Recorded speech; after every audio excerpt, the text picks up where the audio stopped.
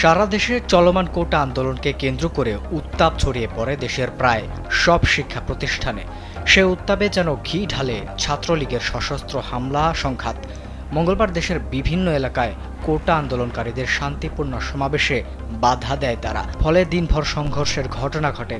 নিহত হন অন্তত ৬ শিক্ষার্থী, আহত হন আরও অনেকে। এরই প্রতিবাদে মঙ্গলবার দিনগত রাত থেকে ঢাবির একে একে ১৫টি হলকে ছাত্রলীগের দখলমুক্ত করার ঘোষণা করেন আন্দোলনকারীরা। এই পরিস্থিতিতে বুধবার সকালে পুলিশ ও বিজিবি প্রহরায় জরুরি সিন্ডিকেট সভায় বসে ঢাবি প্রশাসন। সেখান থেকে শিক্ষার্থীদের নির্দেশনা দেওয়া হয় সন্ধ্যা ৬টার মধ্যে হল খালি করার।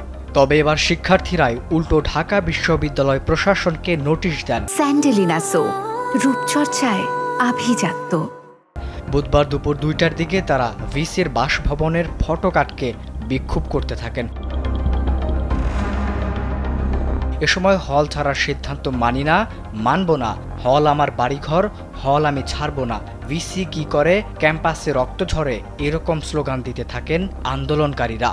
ঢাকা বিশ্ববিদ্যালয়ের পাশাপাশি রাজশাহী বিশ্ববিদ্যালয় ও সব আবাসিক হল বন্ধের ঘোষণা প্রত্যাখ্যান করে প্রভোস্টের সঙ্গে বৈঠক করেছেন কোটা আন্দোলনকারী শিক্ষার্থীরা। আন্দোলনের মুখে এরই মধ্যে জগন্নাথ বিশ্ববিদ্যালয়ের বঙ্গমাতা শেখ ফজিলাতুন্নেসা মুজিব হল বন্ধের সিদ্ধান্ত প্রত্যাহার করে নিয়েছেন প্রশাসন। হল প্রভোস্ট অধ্যাপক ডক্টর দীপিকা রানী এই তথ্য নিশ্চিত করেন। হলের গ্যাস, পানি, বিদ্যুৎ আগের মতো স্বাভাবিক থাকবে বলেও জানান তিনি।